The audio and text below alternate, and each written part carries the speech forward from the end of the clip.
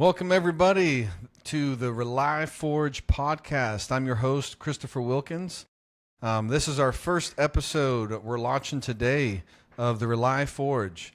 Just a little bit about me, guys. My name's Christopher Wilkins. I'm 37 years old. I'm currently a owner of a gym, and I have a book that I'm writing that I want to share with the world.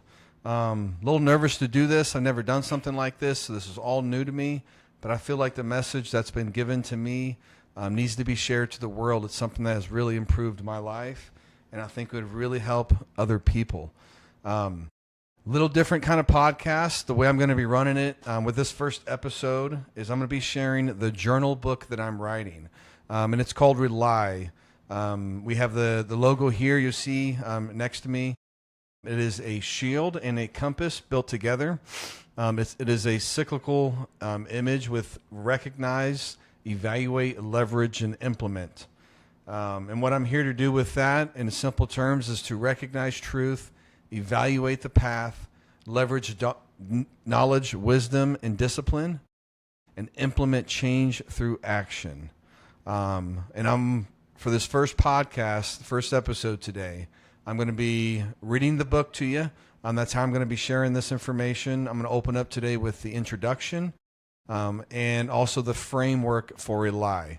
And then the episodes going further will be the journal entries of the book. And so let's dive into it and let's start this path and this journey. And I hope you guys are excited to take it on with me.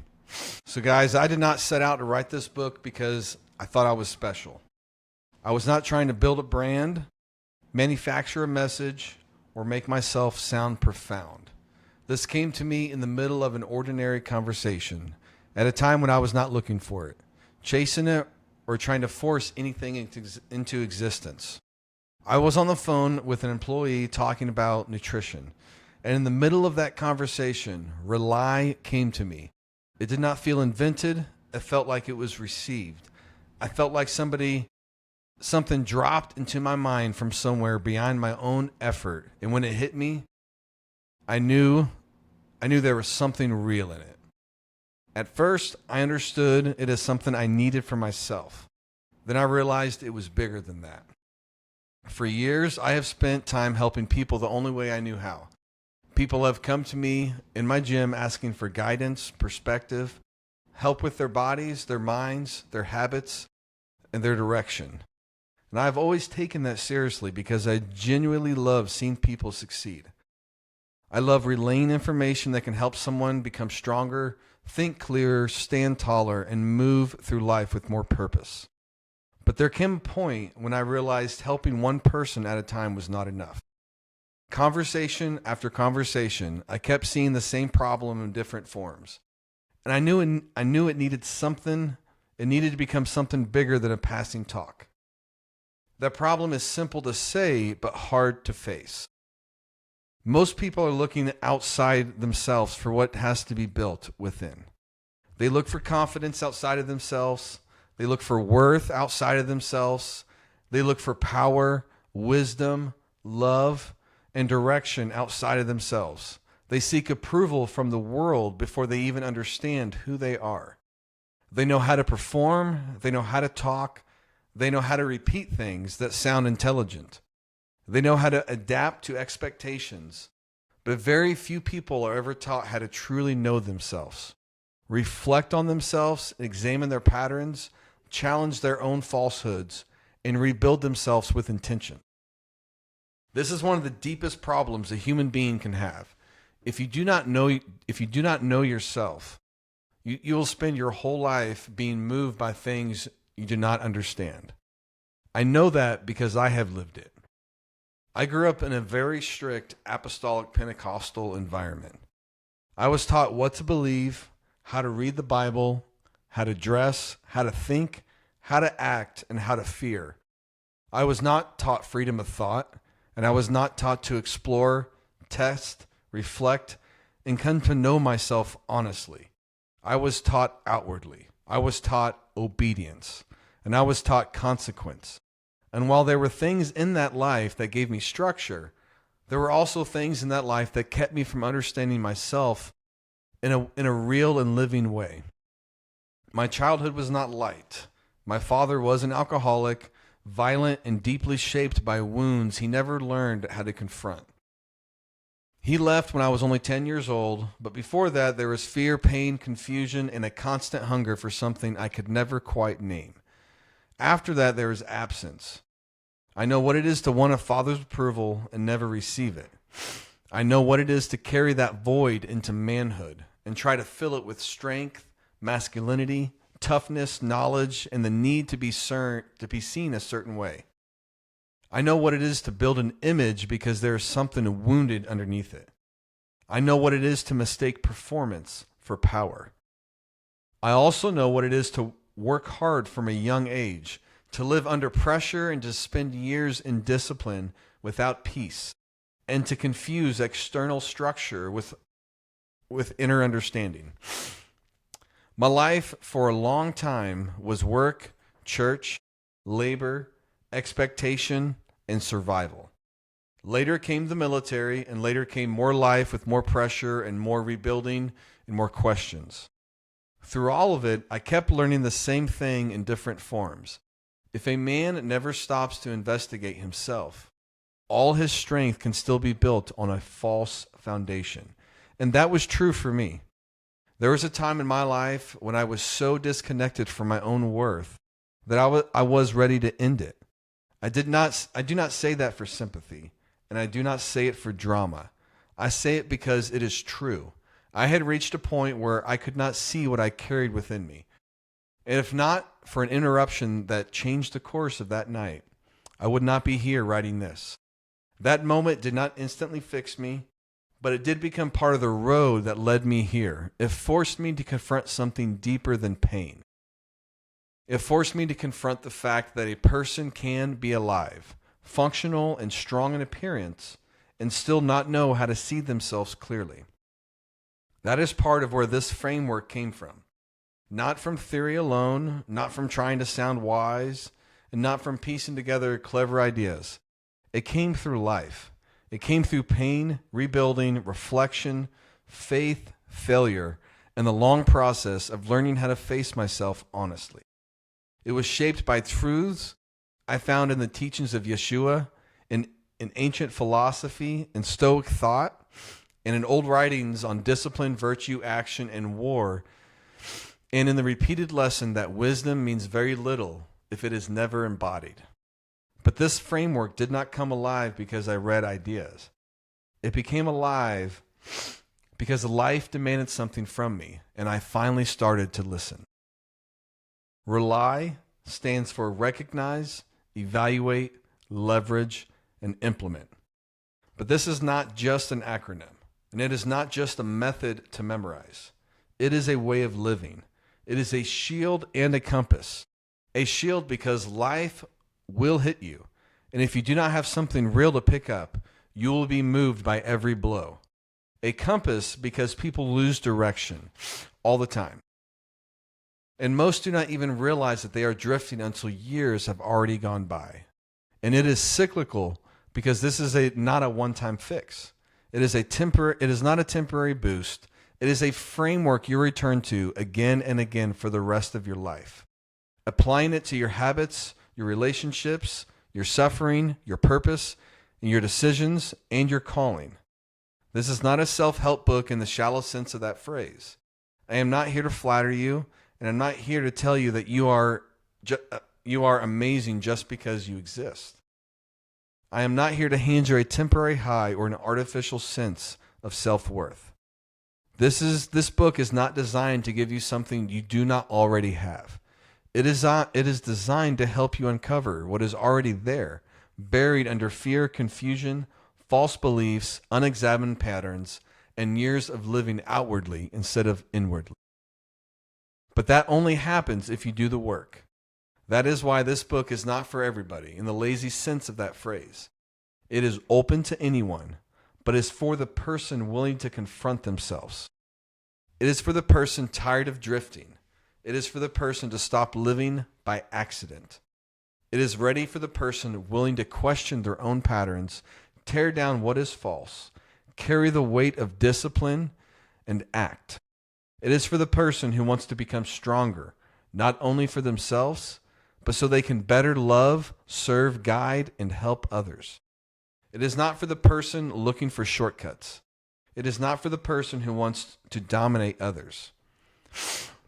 It is not for the person who wants power without responsibility. It is not for the person who wants to sound deep without changing. It is not for the person unwilling to work, because action matters. Recognition without action is useless. Evaluation without action is useless.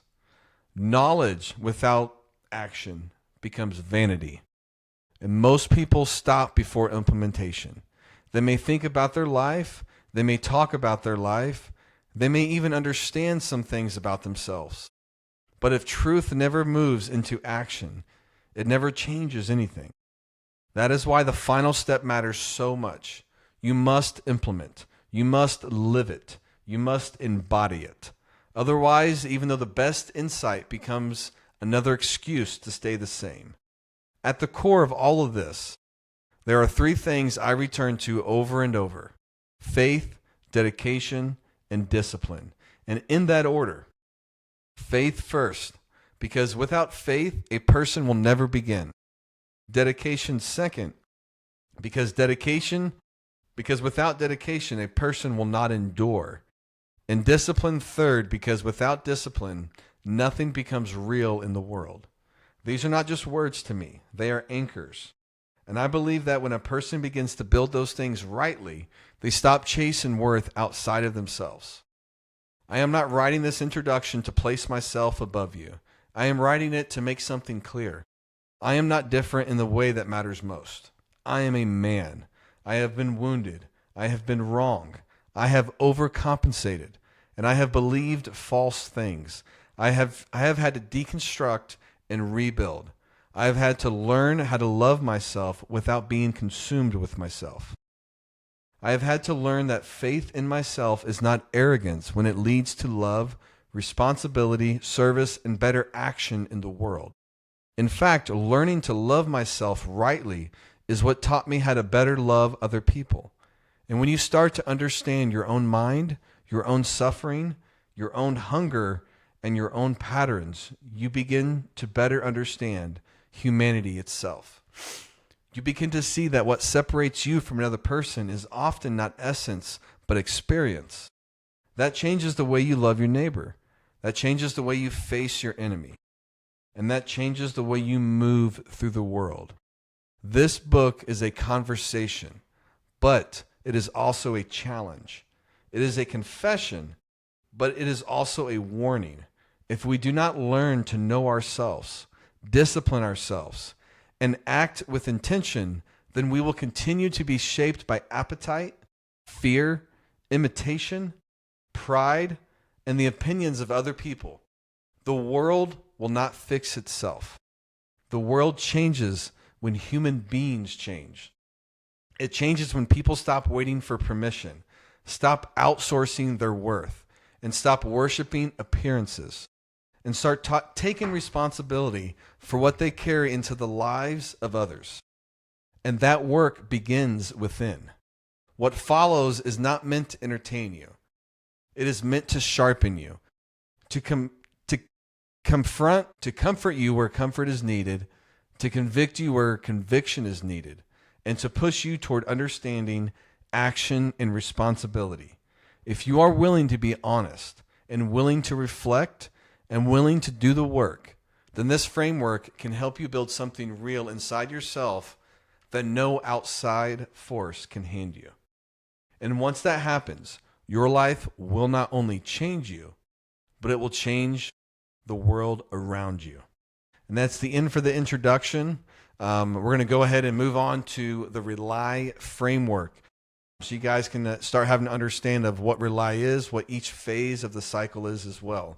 We always start with recognize.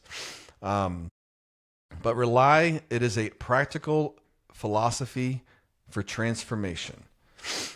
It is not built on glory. It is not sustained by emotion. It is forged through awareness, honesty, strategy, and action. Rely stands for recognize, evaluate, leverage, and implement. These are not merely steps. They are phases of becoming.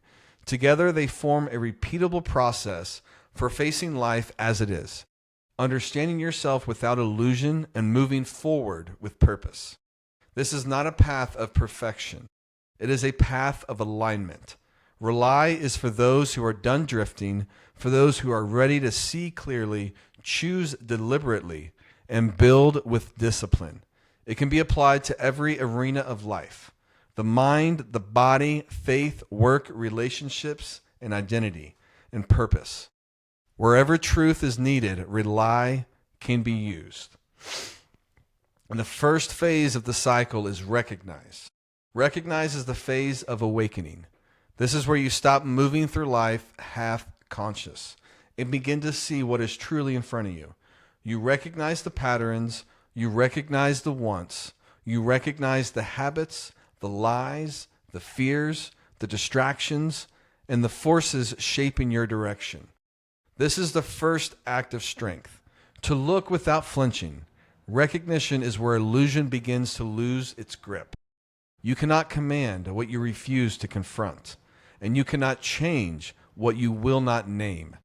Before strategy, there must be sight. Before action, there must be truth. Evaluate. Evaluate is the phase of honest judgment. This is where what has been recognized is brought into the light and weighed with discipline. What is helping you? What is weakening you? What is true? What is your conduct? What is principle? And what is excuse? Evaluation demands clarity over comfort. This phase is not about self-condemnation. It is about self-examination. Here, you learn to measure your life with honesty instead of emotion. You separate signal from noise. You study cause and effect, and you begin to understand not only what is happening, but why. Evaluation turns awareness into understanding, and understanding is what prepares the ground for power. Leverage is the phase of strategic use. This is where nothing is wasted.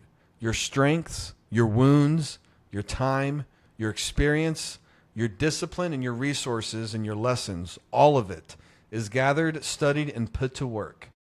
Leverage is not merely using what you have. It is learning how to use it with precision. It is turning of obstacles into tools and the turning of knowledge into advantage. The turning of pain into direction.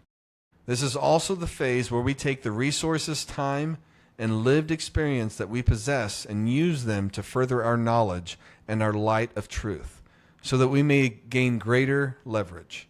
In this way, leverage multiplies. What you build here is not temporary force, but earned power, the kind that grows sharper through awareness, steadier through discipline, and more useful through truth. In this phase, growth becomes intentional. What you have now becomes the foundation for what you can build next. And the fourth phase of the cycle is implement. Implement is the phase of embodied action. This is where thought takes form, where understanding becomes behavior, and where philosophy is tested in the friction of everyday life. To implement is to apply what has been seen, judged, and prepared. It is the routines you keep, the choices you repeat, the standards you uphold when no one is watching. This is where discipline becomes visible. Many people seek insight. Few submit to execution. But truth without action becomes waste. Potential without implementation becomes regret. Implementation is where transformation leaves the page and enters the body. It is where your life begins to reflect what you claim to believe. And the final notes for this process is that rely is not always linear. Life will sometimes drive you back to recognize. A hard season may demand deeper evaluation, and a setback may force you to rebuild or add to your leverage. Before you are ready to implement again, this is not failure. This is refinement.